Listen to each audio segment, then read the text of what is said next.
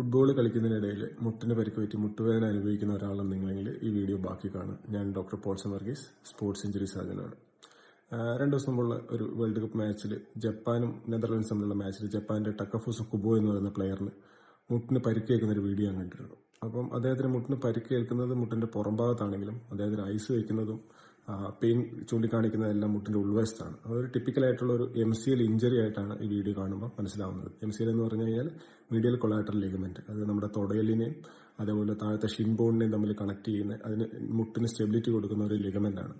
അപ്പോൾ അതിന് ഒരു ഇഞ്ചറി പറ്റിക്കഴിഞ്ഞാലാണ് ഇത്തരത്തിലുള്ള ഒരു പ്രസന്റേഷൻ സാധാരണ ഇതിൽ കാണുക. അപ്പോൾ അതിന്റെ ഇഞ്ചറിനെ സാധാരണ ഇതിൽ 3 ആയിട്ട് നമുക്ക് തരംതിരിക്കാം: ഗ്രേഡ് 1, ഗ്രേഡ് 2, ഗ്രേഡ് 3. അതിന്റെ സിവിയറിറ്റി അനുസരിച്ചിട്ട്, അതിന്റെ തീവ്രത അനുസരിച്ചിട്ട്. ഗ്രേഡ് 1 എന്ന് പറയുമ്പോൾ ഒരു ചെറിയൊരു സ്ട്രെച്ച് മാത്രമേ ഉണ്ടാവുള്ളൂ, സ്പ്രെയിനേ ഉണ്ടാവുള്ളൂ, ടയർ ഒന്നും ഉണ്ടാവില്ല. അതേസമയം ഗ്രേഡ് 2 ആണെങ്കിൽ പാർഷ്യൽ ടയർ ഉണ്ടായിരിക്കും, ഗ്രേഡ് 3 ആണെങ്കിൽ കംപ്ലീറ്റ് ടയർ ആയിരിക്കും. ഇനി ഗ്രേഡ് 1 ആണെങ്കിൽ മിക്കപ്പോഴും പ്ലെയറിന്, ഗ്രേഡ് 1ഉം ഗ്രേഡ് 2 ആണെങ്കിലും പ്ലെയറിന് ഒരു സർജറി ഇല്ലാതെ തന്നെ, ഫിസിയോതെറാപ്പിയും അതേപോലെ ബ്രേസും വെച്ചിട്ട് തന്നെ സർജറി ഇല്ലാതെ ഹീലാവും. അതിന്റെ ട്രീറ്റ്മെന്റ് അതാണ്. അതേസമയം ഗ്രേഡ് 3 ആണെങ്കിൽ ചിലപ്പോൾ സർജറി വേണ്ടി വന്നേക്കാം.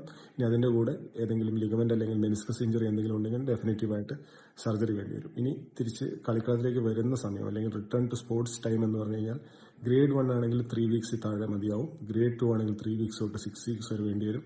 അതേസമയം ഗ്രേഡ് 3 ആണെങ്കിൽ 8 വീക്സ് ടു 10 വീക്സ് വരെ യൂഷ്വലി വരാറുണ്ട്, ഡിപ്പെൻഡിങ് അപ്പോൺ ദ ഫിസിയോതെറാപ്പി. ഇത്തരത്തിലുള്ള ഒരു പരിക്ക് നിങ്ങൾക്ക് പറ്റിയിട്ടുണ്ടെങ്കിൽ, അല്ലെങ്കിൽ നിങ്ങളുടെ ഫുട്ബോൾ കളിക്കുന്നതിനിടയിൽ വേദന കാലിന്റെ ഉൾഭാഗത്ത് പറ്റിയിട്ടുണ്ട്, അങ്ങനെയുണ്ടെങ്കിൽ നിങ്ങൾ ഉടനെ നിങ്ങളുടെ അടുത്തുള്ള സ്പോർട്സ് ഇഞ്ചുറി സർജനെ കാണിക്കുക.